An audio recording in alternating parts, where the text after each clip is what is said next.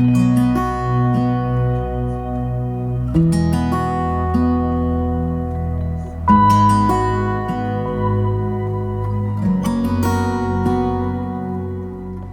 am Dr. Miller, and if this doesn't go well, I'm Dr. Speakman. I'm Dr. Miller, and Dr. Speakman and myself are the two surgeons who do the surgery for weight loss. There are several others in our group who are involved in various capacities, primarily either helping us or taking care of patients or seeing patients in the office and those types of things. But obviously we have a pretty good-sized group, but there's two of us who do the surgery. All righty. So the first thing that, everybody come here for the bariatric seminar, weight loss seminar, good. If you're looking for how to floss your teeth or some other thing, you're in the wrong place. So we need to learn some definitions here, and anything has this language, right? So the first thing you need to learn is body mass index, BMI for short, and then obesity, and we already use BMI in that, so BMI of 30 or higher is obesity, okay? And then bariatrics, which I've already used, which means the branch of medicine dealing with obesity. Now there is a branch of medicine, medical doctors who do medications and diet and so forth. We also do medication and diet too, but they concentrate on that. And then in surgery, of course, our primary focus is surgery for weight loss, although we again do some diet and medication for that. Comorbidities are the diseases associated with obesity, so we're going to go over that in just a minute. So this is kind of some initial language that you need to know so that we're speaking on the same level. So some of these slides you're going to recognize are new to me. We've been doing this for years, but we try different slides sometimes.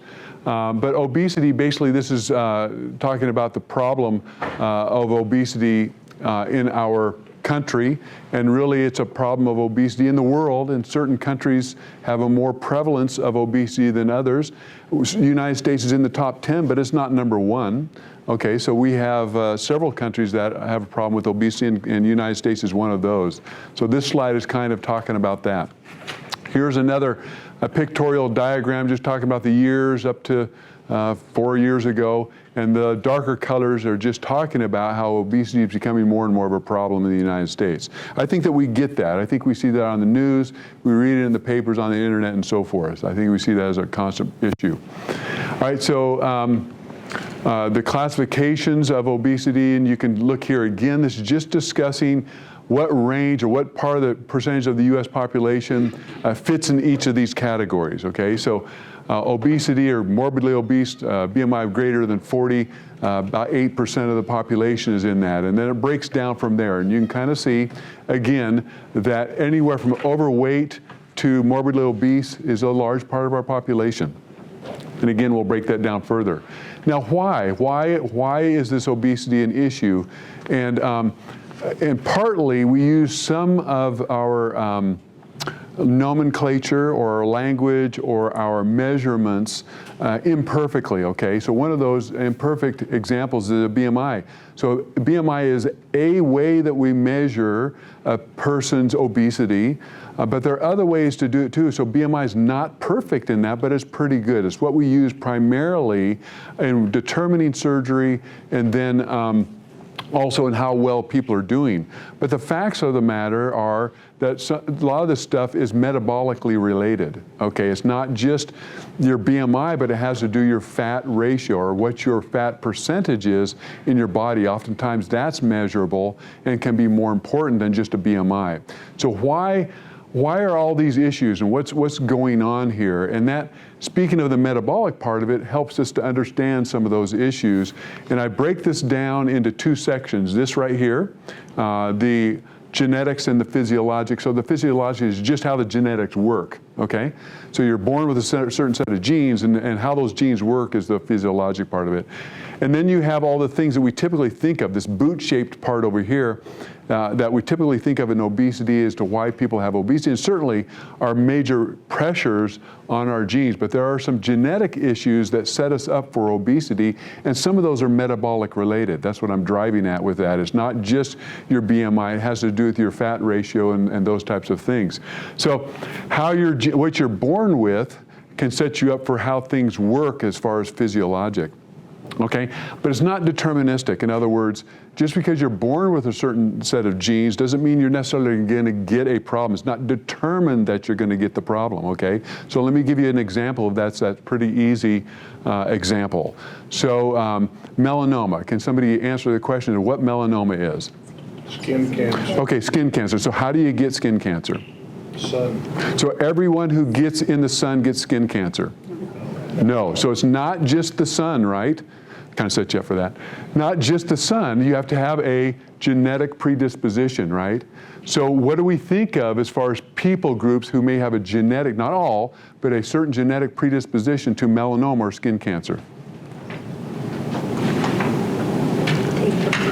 Huh? Say your question one more time. What people do we think of who may have a genetic predisposition for melanoma or skin cancer? White. White. People that White, yeah. So red hair, Nordic, fair-skinned, okay? Now, if you're dark-skinned, can you get melanoma? Yes. Yes.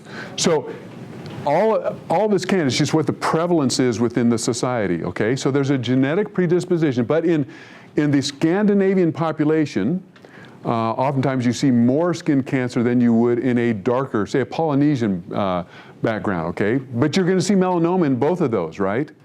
Now, what do we tell people who have a genetic predisposition for melanoma? Use sunscreen. Yeah, to do things, right? Use sunscreen, cover up, those types of things. So what I'm driving at is it's not determined. Just because you have the genes for something doesn't mean that you're determined to get the melanoma, okay? All right, so and just, you can do things to try and prevent. So that's one of the reasons why we do colonoscopy, right? So there's some people genetically predisposed to getting colon cancer. So we do a colonoscopy to prevent them from getting the cancers, okay? Same thing with breast cancer. We do mammography, ultrasound, we do exams, those types of things to prevent those problems, okay? So can anybody think about, on that same level, can anybody think about or know what gene sets you up for breast cancer, since we're on that subject? BRCA. Right, the BRCA gene, okay. So anybody think of anybody famous who was positive for the BRCA genes? Angelina, what did she do? Got bilateral mastectomies, right? So she had the genetic predisposition, although it's not 100%, just because you have BRCA positive doesn't mean you're going to get breast cancer. But one of the things you can do to try and prevent that is mastectomies, okay? All right, so those are examples of people who have a genetic predisposition for a certain problem. And basically, all of us have genetic predispositions for certain issues that you can prevent those by intervening in some way. So the question is, does obesity have the same type of a problem? And the answer is sure it does, right? So we can see that, and we can prove it over and over and over from just some of those metabolic issues. In other words, there's some people who it's not a calorie issue. They can eat minimal calories and still not lose weight. Yes, ma'am. I was just going to say, like, I worked at an eating disorder center. I've had eating disorders. You can, like, diet yourself fat, like, because you dieted so much, and then anytime you do eat, your body holds on to it. So. Well, I'm not sure I agree with that total idea, but the fact is that some people's metabolic rates are lower than others. Yeah. Okay? And so you don't take a lot. And why is that? So if all of our metabolic rates are not the same, then some people need less food than what other people need. Okay? As simple as that. It's more complex, okay?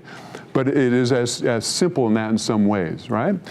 But so there are certain things determined genetically as far as your metabolic rate, those types of things, and we can see it. So we can think about families who most of the people are overweight, but not everybody, right?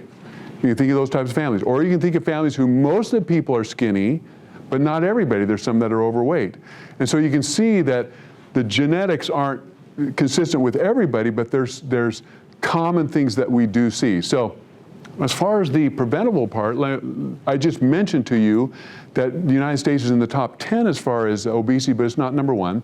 So that means there's a range of countries, right? There's some countries that have less of an obese rate than others. And that tells you something about the genetics that we're talking about. So if I pick a country such as the country of Haiti, are there people in Haiti who have a genetic predisposition for obesity? Yeah. Absolutely. Every country in the world. Okay? Do they have a high rate of of obesity? No, they don't have a high rate of obesity. Why is that? I'm sorry? Access to food and they walk. Right. So they have to walk everywhere, right? Their food is not the best food necessarily to eat or take, those types of things. And so they have a lower rate, but they do have people that are obese, okay? So you can see that it's not just simple, like, oh, I have the genetics for it, that I'm going to have it. You can do some preventive issues. You can move to Haiti. I'm not saying that. I'm just saying that there are certain things you can do to intervene, and there are genetics that are playing on what we're doing as far as both the surgery part of it, the diets, all those types of things that we're trying to change these type of genetic problems. So that's kind of a genetics part of it. And so let's talk about this. This is where we typically don't concentrate on the genetic part of it, but there is a behavioral part that we do, not a behavioral, there is a environmental part that we do concentrate a lot on, probably more than what we should, but we do to a lot of degree. But so if you look at some of these behavioral issues, so family traditions, if I were to ask you during, let's just talk about holiday ways. So during Christmas, what is there laying around everywhere? Food, right? If you go over to somebody's house, anywhere in the world, what are they going to do? Give you food, right? So family traditions, let alone cultural traditions, all those things are common. Food for comfort of the child. In other words, child's crying, you give them food, that kind of a thing. And there's some people, there's not a whole lot in my career that I've seen, but certainly there's some people that are addicted to food, but there's lots of people that are addicted to a lot of different things, right? There's people that are addicted to the internet, people that are addicted to sex, people that are addicted to alcohol, people that are addicted to tobacco, people are addicted to all kinds of different things, right? But this just happens to show up, right? When you walk outside and you're in front of people, whereas some things don't show up as easily, like maybe a pornography addiction, okay? You don't see that as easily as you do when you put on your clothes, all right? There are some cultural views. What cultures is being a big person a good thing? Polynesian, right? There are several others. I've had so many Pacific Islanders in here, and that's to their degree. Being big is not a bad thing, but let alone subcultures in the United States. What about football players? They're linemen, okay? Those types of things. So there's subcultures within cultures where being big is a good thing. Now this is where we really get into the mix, though, for the typical person. And that is the typical things that we deal with every day, like stress. And our society in America is a high-stress society, right?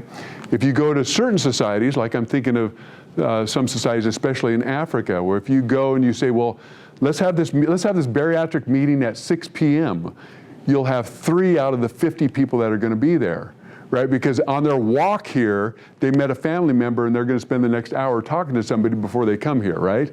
So there's nothing wrong with that. It's just that certain cultural things do that. In America, that's not true. If you're not 5 minutes early, you're late, right? Or if you don't produce that item that you're supposed to produce, or you don't have that project done by a certain time, or college, or all those types of things play into the whole stressful thing, let alone the stress of families and all those other types of things that add on. The stress of driving over here, okay? All right?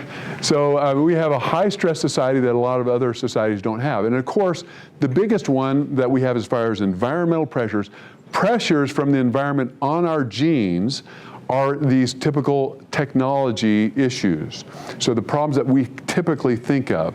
We have the cars. We don't. I remember, you go to a lot of foreign countries and they're like, you tell them, well, that's a very nice car, and they say, well, that's our family car, and you probably have 2 cars just for yourself. I mean, some countries, they don't have the technology we do. They don't have the things that we have. And so a lot of these technologies, we don't have to expend a lot of energy dealing with. So I bring up my friend who's a engineer in this part of the talk. And so he's not overweight, but I would guess if I were to measure his metabolism, it'd be pretty high. And he is an engineer. So he basically gets up in the morning, drives to his work, works at a computer, goes to lunch, comes back, works at his computer, goes home because he's stressed out from his job trying to finish a project. He watches TV or plays Fortnite, okay? And so that's his job. There's not a whole lot of energy expenditure. There's nothing wrong with that, right? Is there anything wrong with that as far as a lifestyle? No, there's nothing wrong with that. It's just that's what we typically do. Where we were talking about Haiti, if you go down to Haiti and you have the guy who's making the bricks, he walks to the place to make the bricks, makes the bricks, works all day at the place that he's building, then takes his bricklayer and then walks home, okay? That's a whole different lifestyle than what we have in America. So these environmental pressures play on our genetics. So if we have genetics, if we're genetically predisposed to obesity, we have a higher rate of obesity because of all these issues, okay? Does that make sense? At least partial sense? I'm breaking it down and making it pretty simple. It's more complex, I agree, okay?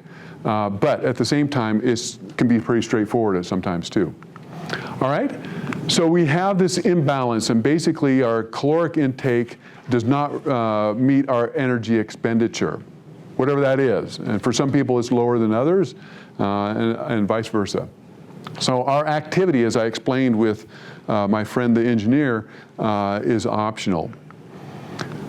Whereas we have all kinds of ways that we can go out to eat or eat at our own home and supersize everything, and so it's easy for us to get big calories.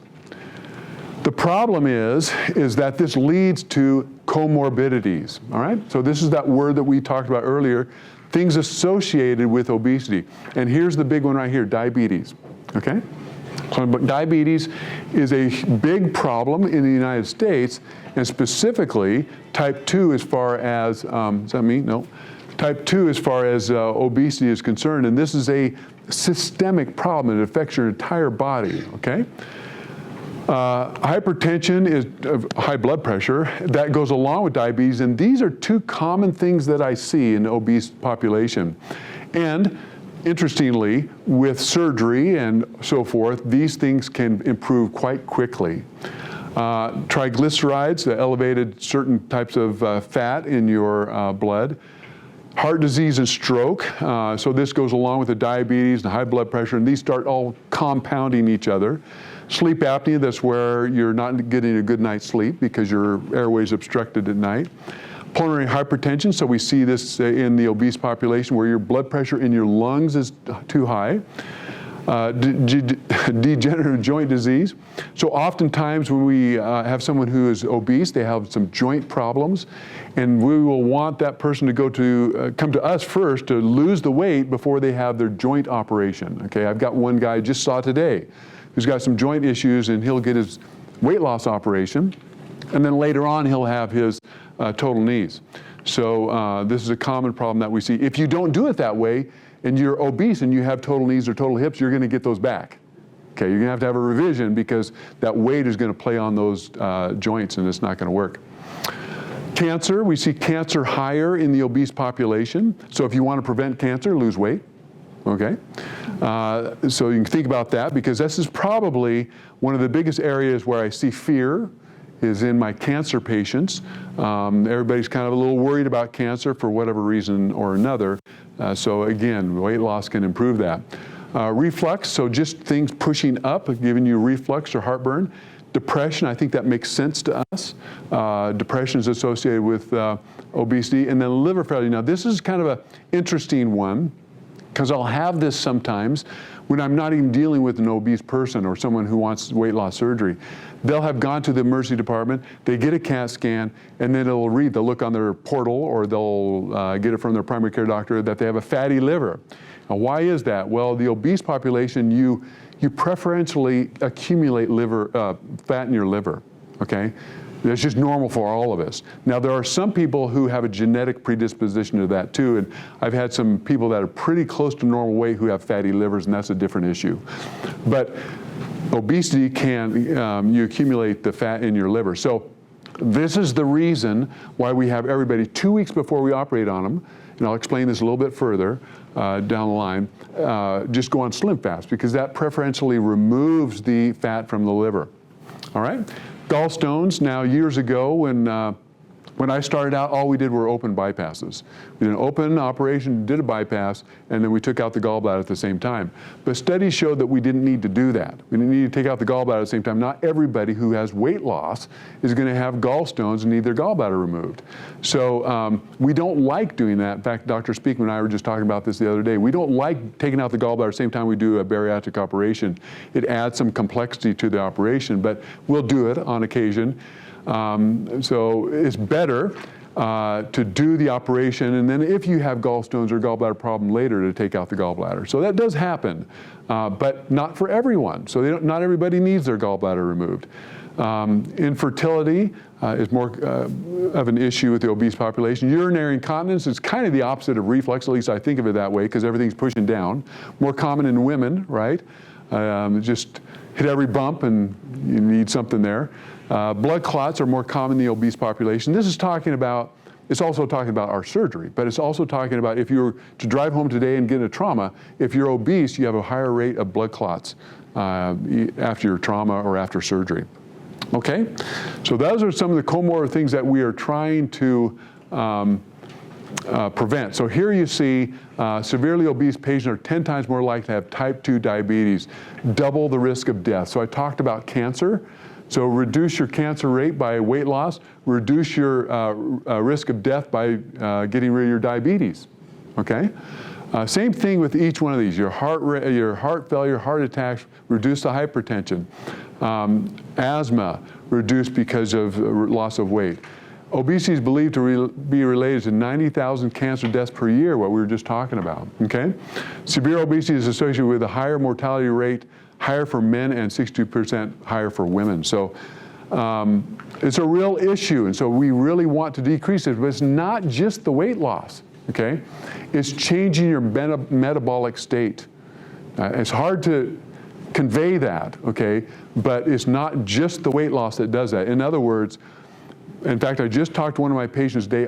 At this point, all she's lost is 13 pounds, but she's already off of one of her medications. That has to do with the metabolic part of this, okay? So you reduce your medications not just by the weight loss, but the change in your metabolic status, okay? So if you read something about that. Cost of obesity, well, it's costly, and it's costly because of all those comorbid conditions, right? So if you have diabetes, you have to pay for the medications, and on and on and on it goes, high blood pressure and so forth. So it's costly to be obese, and to the United States, you can see they're significant. There's a psychological impact. We touched a little bit on that, but I think these are pretty, we can understand each one of these issues. There's uncomfortable, there's social isolation, low self-esteem, depression, and so forth. I think that we understand that part of it.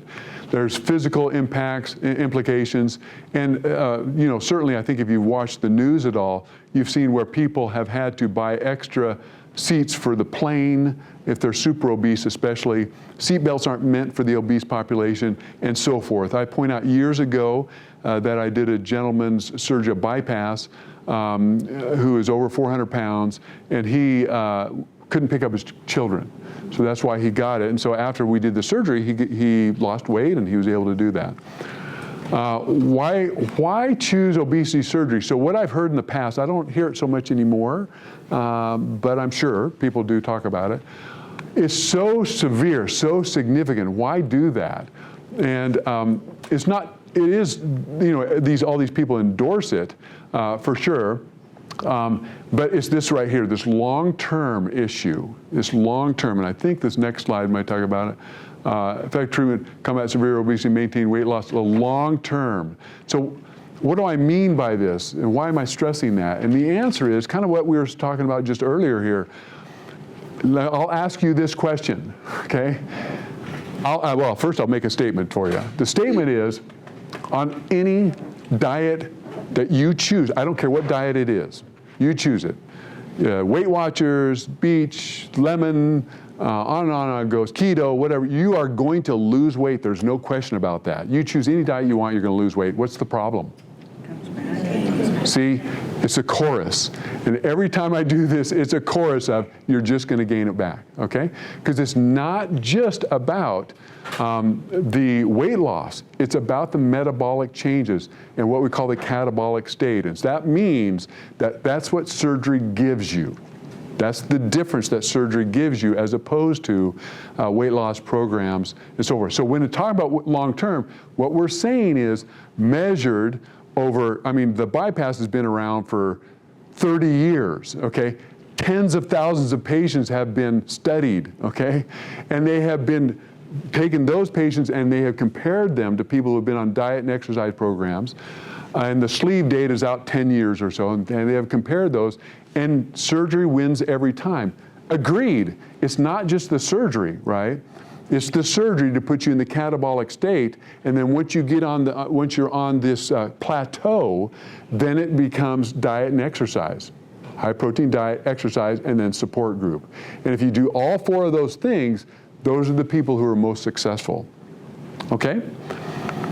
All right, the degrees, there are degrees, and so I'm going to display these out here. I'll put them out here and then I'll discuss each one of them. So normal is a BMI, body mass index of 18 to 25. If you are below 18, what are you?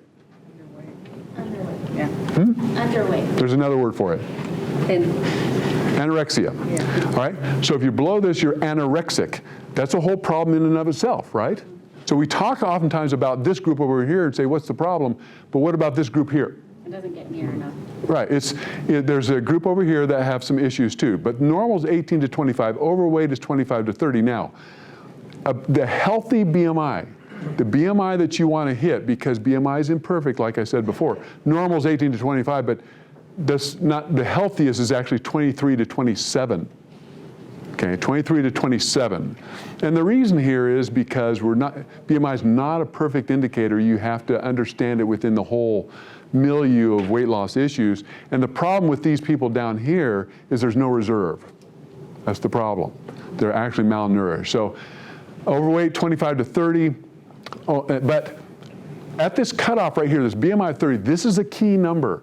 Once you hit a BMI 30 and you go beyond that, you start stacking the comorbid problems. You start having more and more medical issues. So the key, what we are shooting for is a BMI, what I'm shooting for is a BMI of less than 30. That's where I want people to be, okay?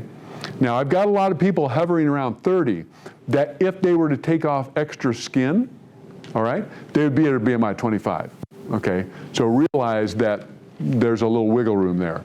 So obese is 30 to 35, severely obese 35 to 40, and then the key group is a BMI of greater than 40, the morbidly obese. This is the group that I'm sure their insurances and so forth don't cover, but this is the group where everything starts to come together and most people qualify for surgery for sure. Now, do we do surgery for BMI less than 40? Yes, for sure. Studies show that people can benefit from surgery in this group, no question, in either of these two groups.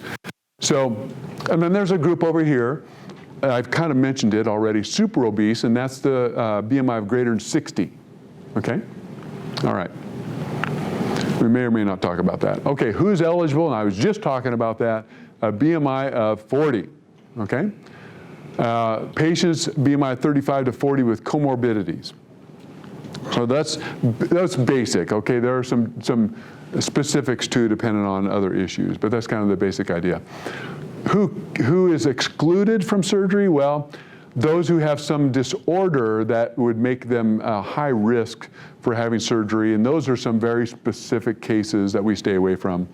Obviously, surgery is contraindicated in the high-risk patient, although we have done many high-risk patients here, and the reason that we do surgery on high risk is because if we don't do surgery on them, they're going to die from their high-risk problem, okay?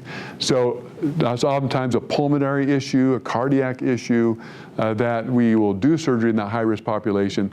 We don't get as good as results because they're higher risk, but we do get enough results for them to improve their life. Yes, ma'am? Versus the untreated major psychiatric disease. I'm holding off on Okay, that. I'm sorry. No problem. You caught where I was headed. All right. So then this pregnancy group, so what do we do here? What we like to have is if a woman is in the years of pregnancy and that time of their life, then we like to, if they're going to have surgery, we wait for 2 years before they get pregnant. All right, so this, what is this about? And the answer is, Dr. Speakman and I are part of the American Board of Metabolic and Bariatric Surgery. Jenny, we're all, and Lorraine, we're all part of this whole group, this team basically that takes care of bariatric or weight loss patients. And part of that has been shown. Now, I grew up, meaning in residency and so forth, where we didn't have programs. We just did the surgery and we just followed them as individual surgeons. And in fact, when I first got here, that's what we did. But it has been shown that programs work better than just individual surgeons taking care of patients. So we're in this program, and part of this program has many different facets. In fact, you're in one of it. This seminar is one of the steps of the program to get people ready for surgery. Another step is a psychiatric or psychological evaluation. So studies have shown that people who do that do better. Now, why is that? Now, one reason it is because it helps us to see who may be on the edge after surgery and may struggle after surgery with adapting to their change, body change, okay? So it helps us with that. It also helps us identify those people who are not going to do well with surgery, so doing surgery on them would be the wrong thing to do.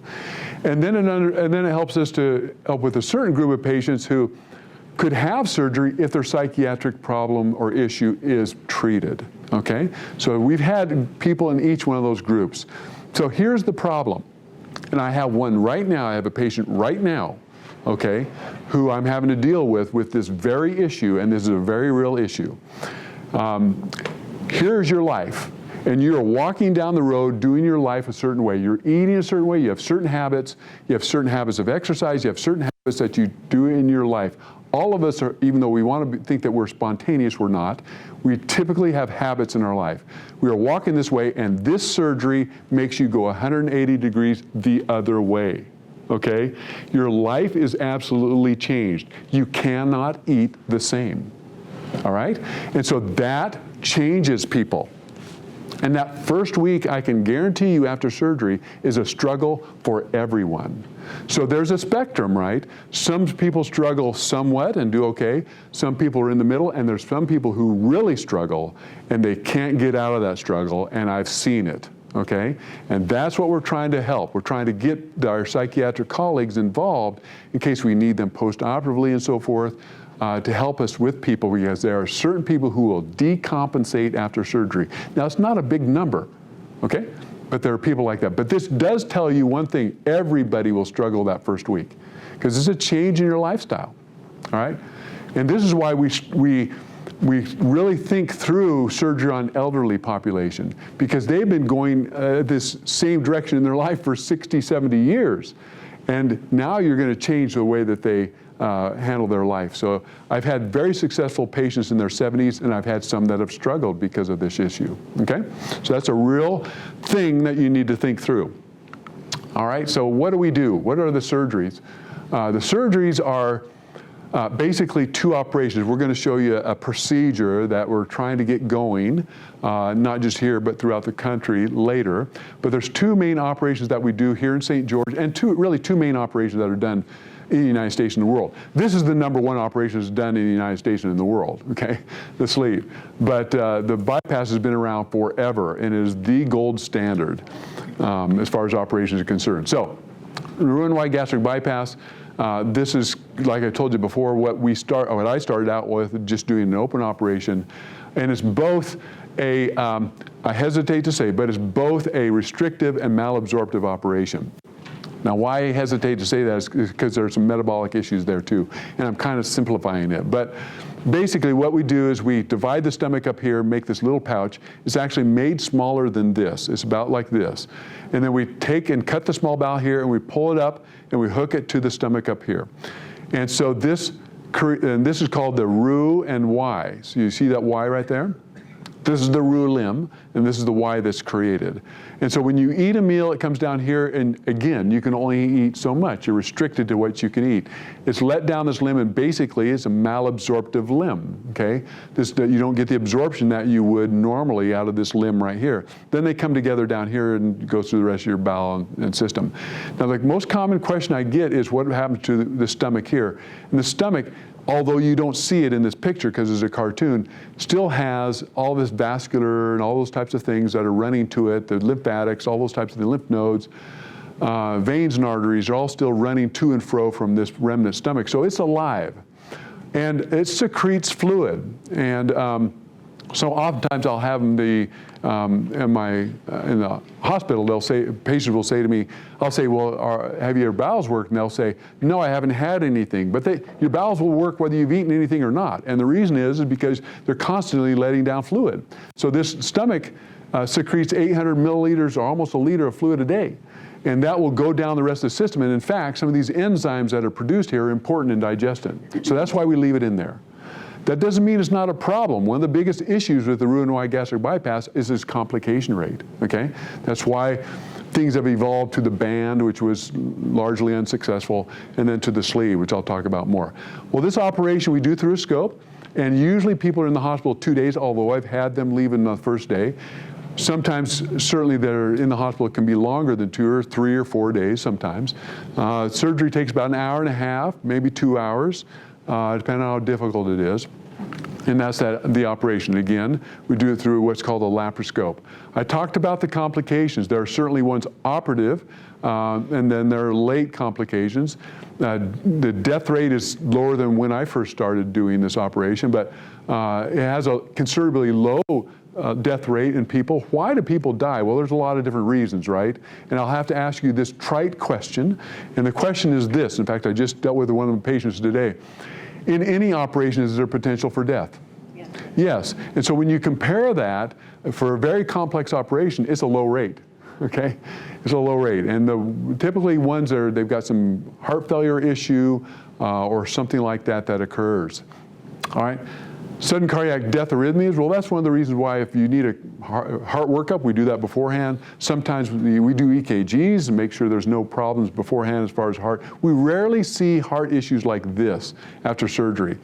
Now, these types of pulmonary problems, we don't see many pneumonias after surgery, but if you don't walk, that's why we get people up and walk them right after surgery.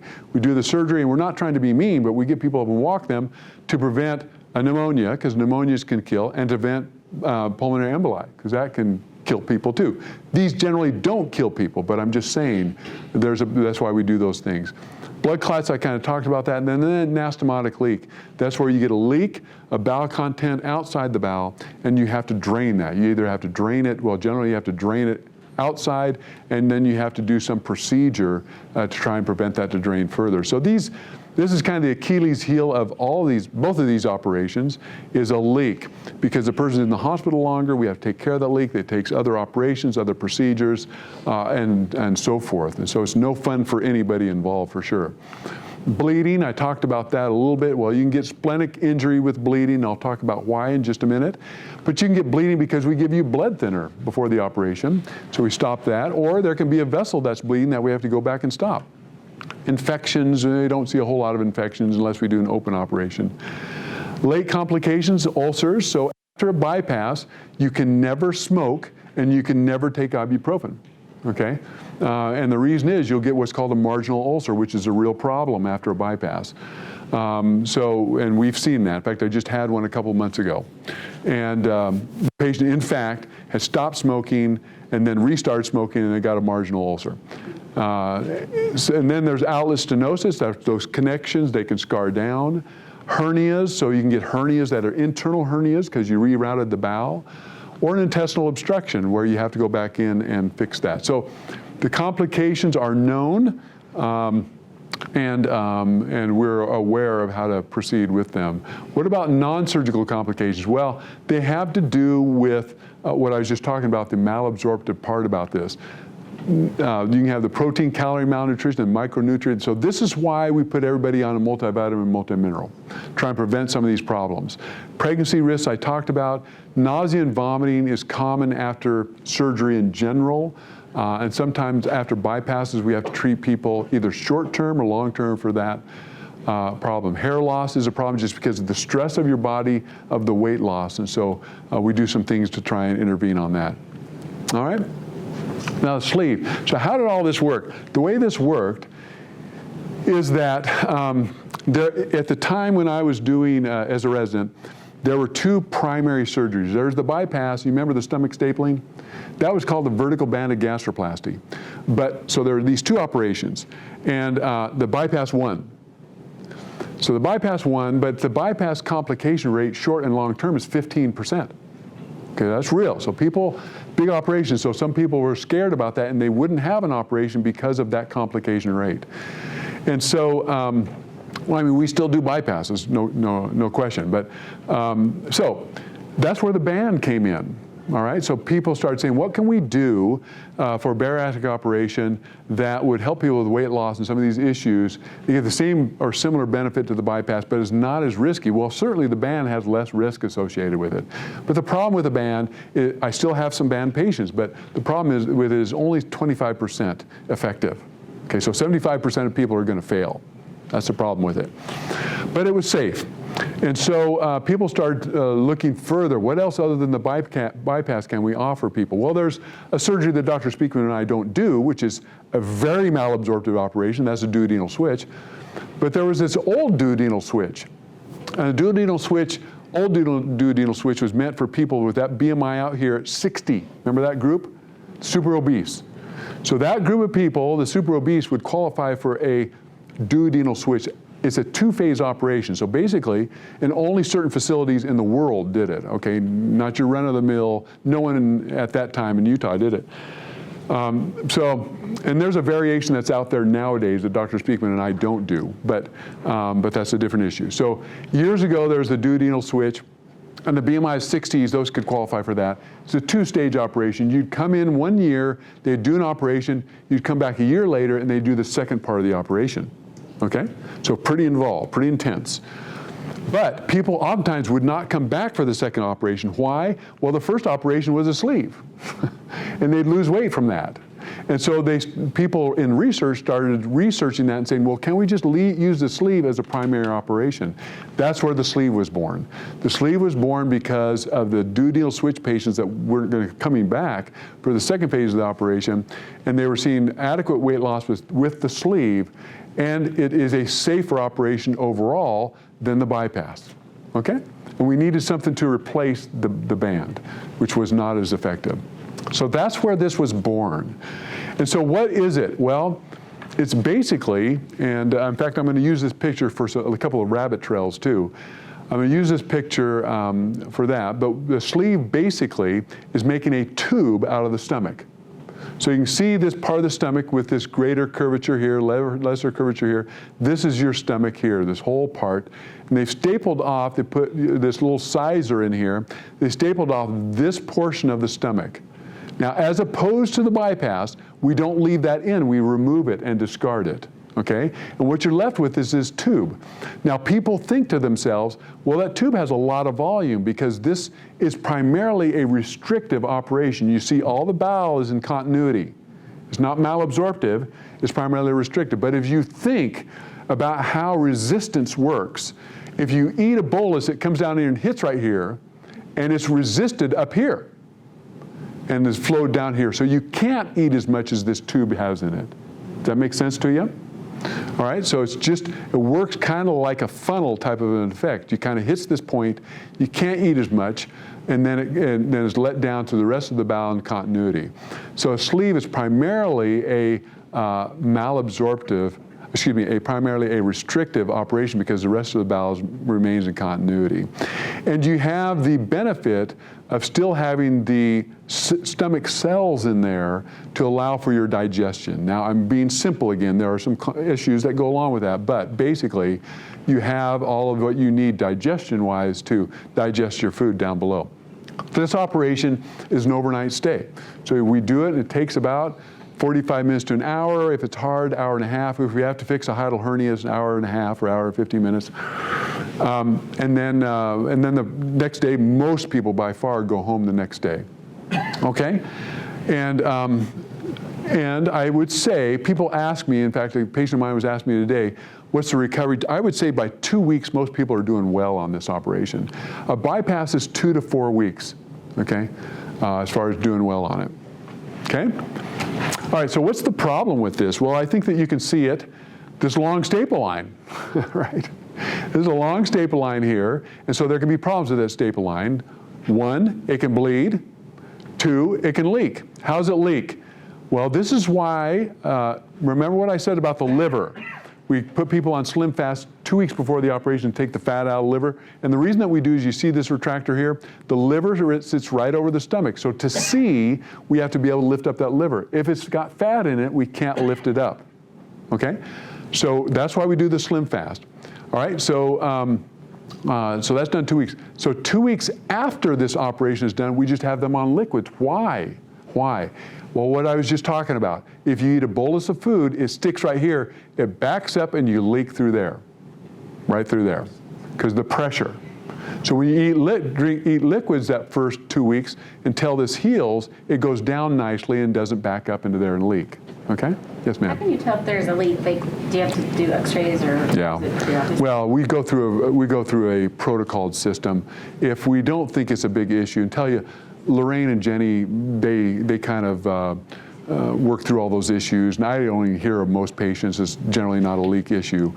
But if they think that it could possibly be, then we'll work through getting vital signs, getting labs, and then we'll do a CAT scan, that kind of thing. Leaks are difficult sometimes to diagnose. And we recognize that in the whole country. Everybody gets that. And so you just have to be persistent, try and figure it out. Some leaks are obvious, some are not. All right, so that's why we do those things, try and prevent all those issues. Now, I was going to take a rabbit trail, one of which I already did, which was the Slim Fast for the liver, and you can see why, because the liver sits right over here. The other one that you may remember seeing was the spleen bleeding. Remember that? Well, the spleen sits right here. So you can see it's right where we're working. It's right there. And so it is not unusual for us to get bleeding in the spleen, but we stop it. But you can see why you can have bleeding to the point where you'd have to take out the spleen or repair the spleen or transfuse, that kind of a thing, because you can get bleeding from the staple line or bleeding from the spleen. Okay? Now, I've had some interesting things with the spleen too, because some of the blood supply to the spleen comes off the stomach right here. So we have to cut that, all right? We have to cut that off. And so part of the spleen up here can die. And I have had ER doctors say, oh, you need to talk to your bariatric surgeon, he killed your spleen. No, that's an expected issue when you take the blood supply to the top part of the spleen, okay? So there's nothing wrong with that. That's just part of what goes on.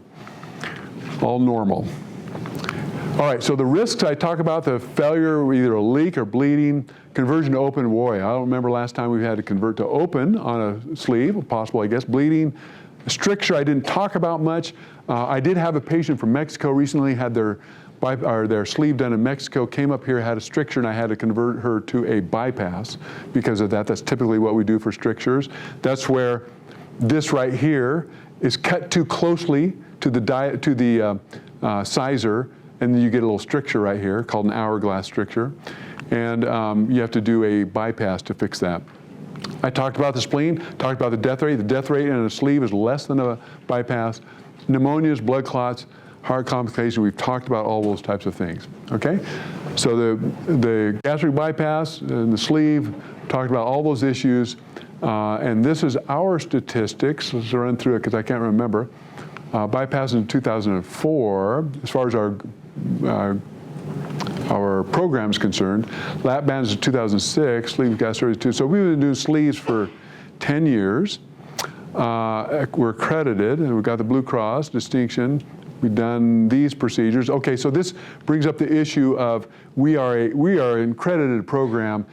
Dr. Speakman and I are the only ones doing the surgery because we are a low volume center. Okay, there are some places where they're doing hundreds and even thousands of bypasses and sleeves per year, but that's in Pittsburgh and LA, okay? But, so we are considered low volume, but we're a fully accredited facility, okay? So, percent reduction. Now, this is a hard slide for me. So let's just go through this together. So 2 years, sleep apnea, cases, first year, what is this, reduction? Percent reduction, yeah. Yeah, so the percent reduction in sleep apnea, reflux, hyperlipidemia, hypertension, diabetes. So you can see right here, 84% reduction in diabetes, 70% reduction in high blood pressure in 1 year. That's because of the catabolic effect of immediate weight loss. The second year, you can see where there's some improvement in high blood pressure, similar numbers in diabetes because the numbers are low. See 27 versus 11.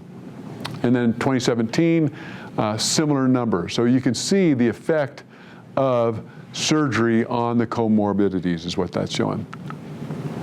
All right, same type of thing here. Saying a similar type of thing, whereas the diabetes and 2018, you can see a reduction of over 80. 2018, high blood pressure, close to 80. 2018, all these things. So you can see the comorbidities in our program, in every program, you're seeing a significant improvement. All right? So this is the national. Is this national, Jenny? Jenny, is this national? Yes, it is national. All right, so this is the national numbers, the different years again. And again, what this is showing, you're looking at thousands of patients here, right? 20,000, 17,000, 15,000 patients. And what you're seeing is improvement in each one of these issues with bariatric operations. So the comorbidities is what we're after, and that's being improved with each operation. And then the support groups, I kind of talked about that a little bit. Golden rules, I don't talk about that too much, but let me tell you what the golden rules are. It's surgery, it is diet, high protein diet, it is exercise, and it is support groups. Those are the 4 pillars of weight loss for the bariatric program.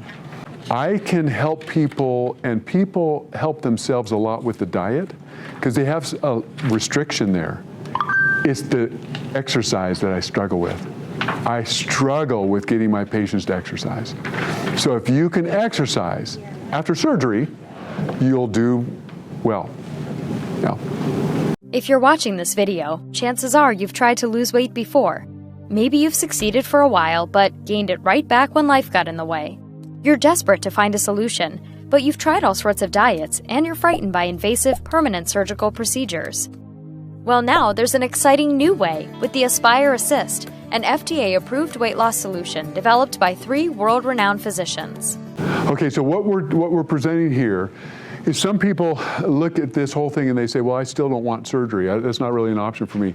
So there are lots of other bariatric interventions that are out there, okay? The balloon, you may have heard that, which I'm not a proponent of the balloon. And if you're interested in that, I'll tell you why. But this one I am a proponent of. It's a procedure, it's not an operation. We do surgeries, there are procedures to help people with feeding tubes, okay, for a lot of varied reasons. So a person could be a cancer patient, a radiation patient to the neck. They can be someone who's had trauma, who will do a feeding tube on them. So basically we'll do a scope and we'll bring a feeding tube out their abdomen that they can be fed through, okay?